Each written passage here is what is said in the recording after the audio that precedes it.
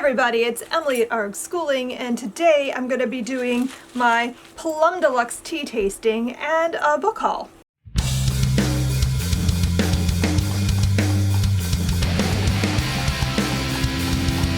Because why not do those things together? I really wanted to talk about the tea I got in my January Plum Deluxe subscription. So for those who don't know, I am a tea ambassador for Plum Deluxe. That just means that I get a commission if you order anything through my link.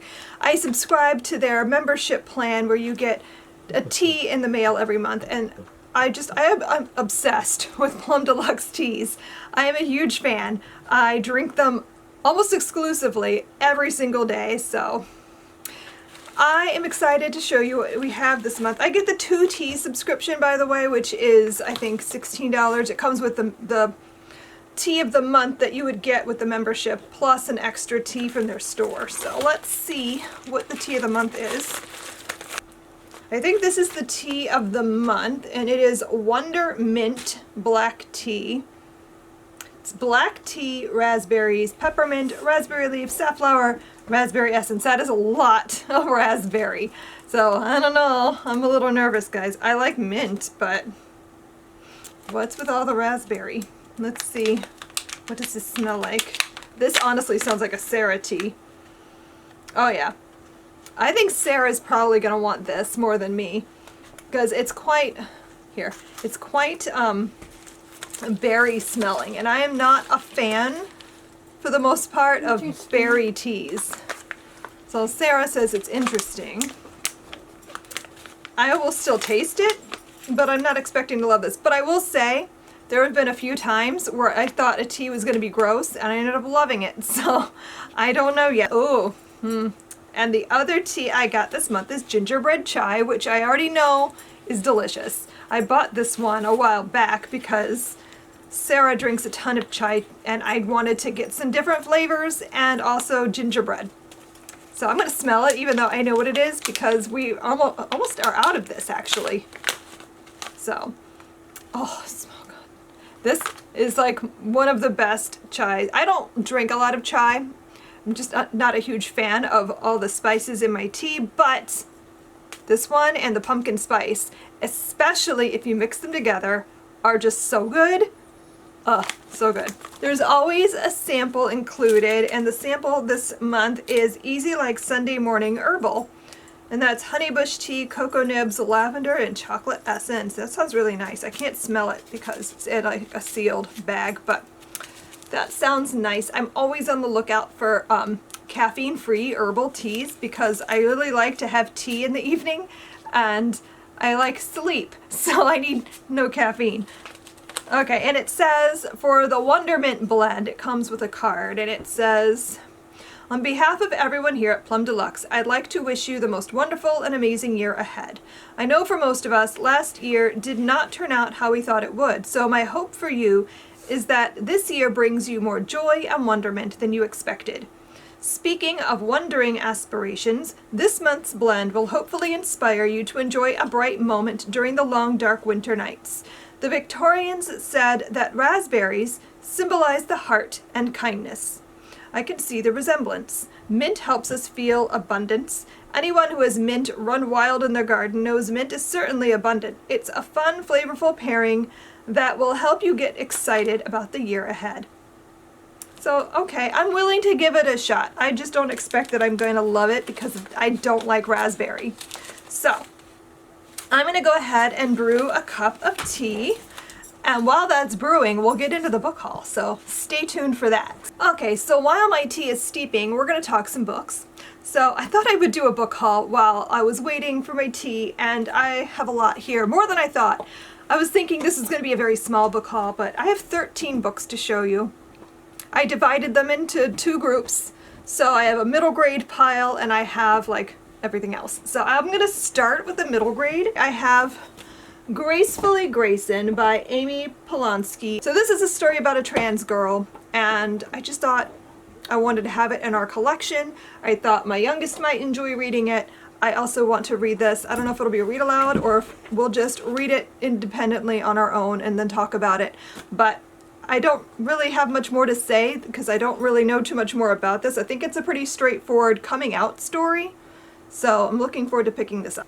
Next, I have While I Was Away by Waka T. Brown. I got this for my daughter because we're doing an around the world thing this year for school, and I think Sarah is the one that like made me aware of this book. I liked that this is a story about a girl who is an American, a Japanese American, and her family is thinking that she needs to learn her roots and learn more about where she comes from. She's very American, and they want to instill some of their traditions to her, so they send her to stay in Japan, I think for a summer, and she gets to learn about that part of her family's heritage. And so I liked the idea of an American going and living in another country and experiencing the culture for the first time. I think that would be a great way to learn more about Japan. So I'm excited for us to get to this as a read aloud so we can learn more about Japanese culture and Japan. Next, I have the newest of the Rick Riordan Presents books, and this one is City of the Plague God, and this is by Sarwat Chadha. I've been collecting these. I'm honestly, maybe out of all the ones I have, I've only really liked 2 of this series, but I'm always hopeful because I love the concept and I want this to be good. This is an Epic of Gilgamesh retelling, I think, but you know, in the same style as Percy Jackson, where a kid discovers that they have this power or that they're connected to these gods and things, and it's an adventure. I'm hoping that this is good because I've been wondering when we were ever going to get like a children's Gilgamesh retelling, because it's such a cool story and I've been hoping for something like this. So I'm excited to read it and see what I think. Next book I want to talk about is Mulan Before the Sword by Grace Lin.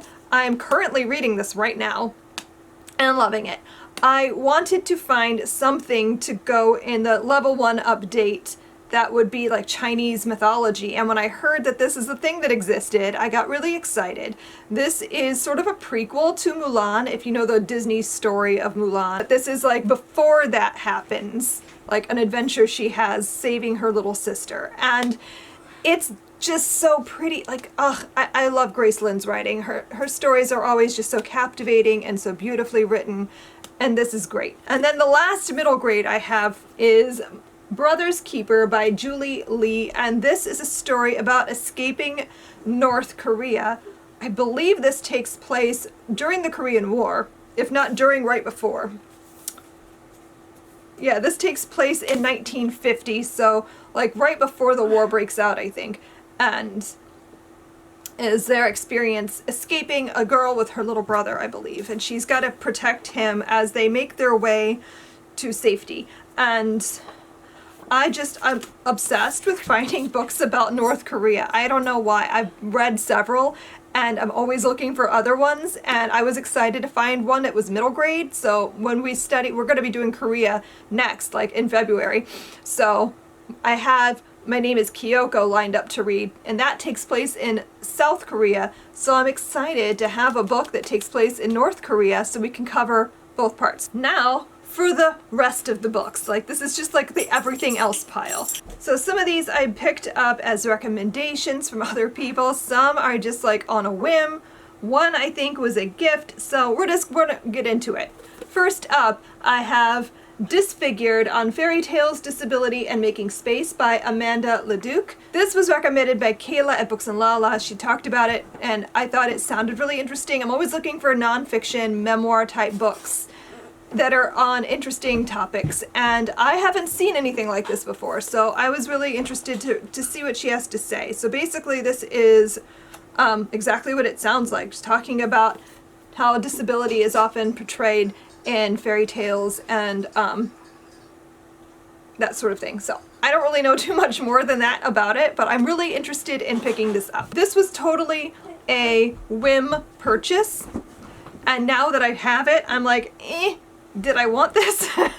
But I have it, so I guess I'm going to try to read it at some point. The other day, I was looking for something to watch on Netflix, and I watched the first episode of Tiny Pretty Things and thought, that's interesting. It kind of reminded me of Center Stage, but like darker. Center Stage, if you've never seen it, is a ballet movie, and I was obsessed with it. Like, I've always wished I could be a dancer. If there was one talent that I would like wish for, it would be dancing, because I can't. And I remember being a little girl and desperately wanting to do ballet, and I just couldn't do it, and it is the thing that I've always wished I could do. So I like seeking out like shows and movies and things that are about dance. And so I watched the first episode and thought it was good, but like I didn't realize it was a book. So I have the book. And I don't know if this is good or if I'm gonna hate it, but I have it. And I don't, it's like a murder mystery, but in a dance academy with ballet and like cutthroat ballerinas and that kind of stuff. And I want to love this because, like I said, it's like Center Stage with murder. And so I hope it's good. And now for an interlude of tea. Sarah just went and finished getting the tea ready, so I'm going to taste it and let you know what I think. Awesome. Yay. I have to say this is not for me. I don't love this. It's very, very strongly raspberry. Like, I don't even know that I taste the mint that much, but it's very raspberry. I'm the opposite. I don't taste raspberry, I just taste mint. And Sarah's over here going, I taste mint, not raspberry, Mother. Well, then we're opposite. I don't know how that happened. But, Sarah, do you like it? It's not bad, but it's like not great. I don't know. I'm neutral. Because it's yours, dear. Okay, this is like the first one in a while, I think, that I've just not liked at all. So that's disappointing. But you know what? It's not gonna be for me, but you guys might like it. I don't know. If you like raspberry, then this is probably great. And now that I've had some tea and I've refreshed my voice, let's continue the book haul.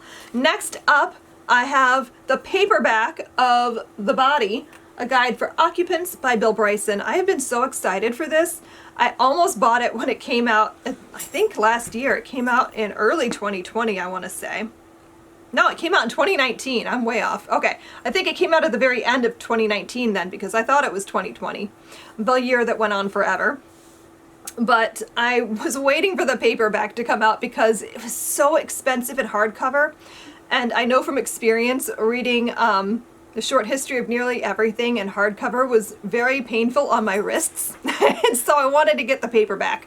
It's just an easier reading experience and less expensive. So this is like The Short History of Nearly Everything, except focused entirely on the body. And I love Bill Bryson's writing so much. He makes everything sound fascinating. Like, I think he could write a history of cardboard boxes and make it so interesting that I would be riveted. So I'm excited to pick this up. I have a book I pre-ordered called We Could Be Heroes by Mike Chen, and I'm not gonna lie, I pre-ordered this because the title,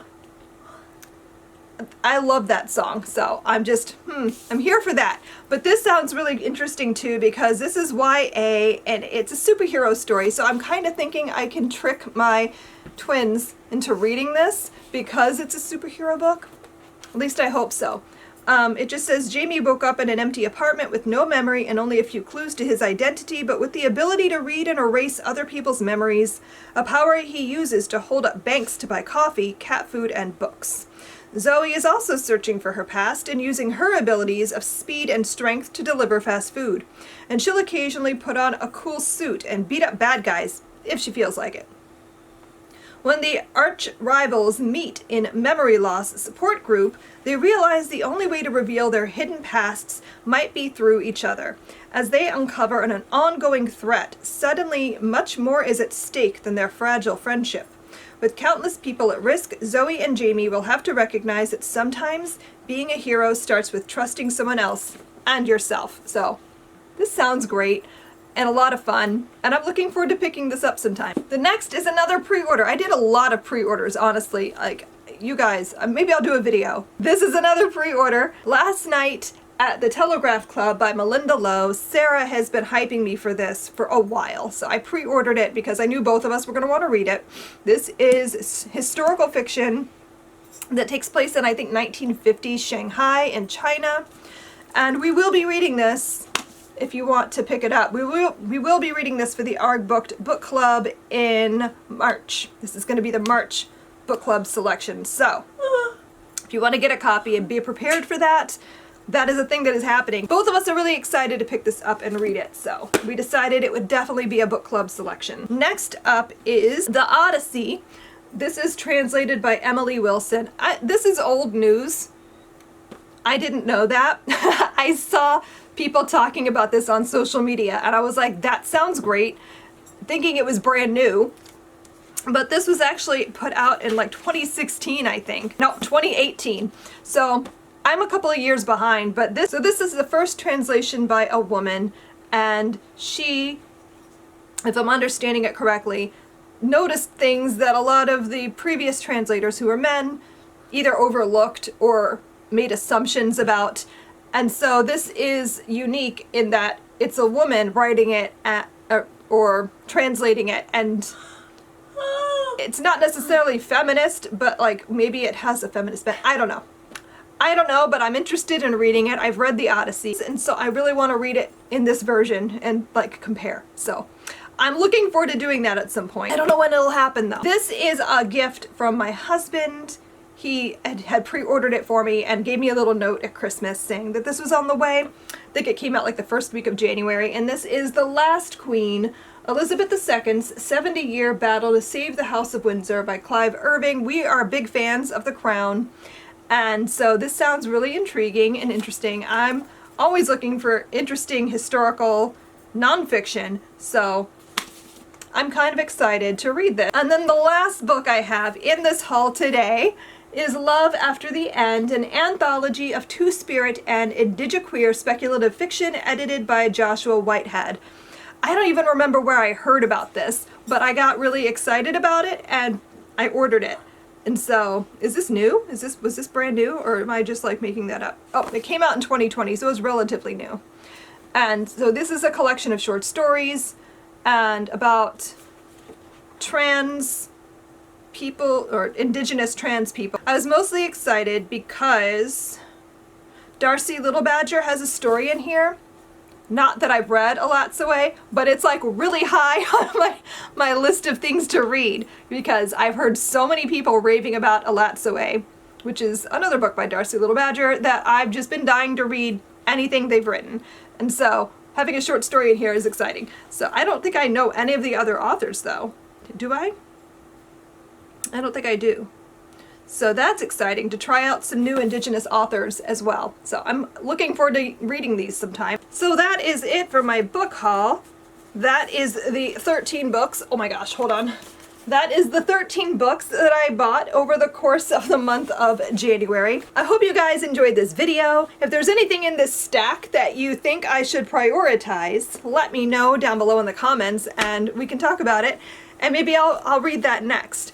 I'm also going to leave a link down below for you to check out and learn more about Plum Deluxe. Like I said, it is an affiliate link. I am an affiliate for them. So if you buy anything through that link, I will get a small commission, and I appreciate that. It funds my tea habits. So thanks so much for watching, and I will see you guys next time. Happy reading. Bye.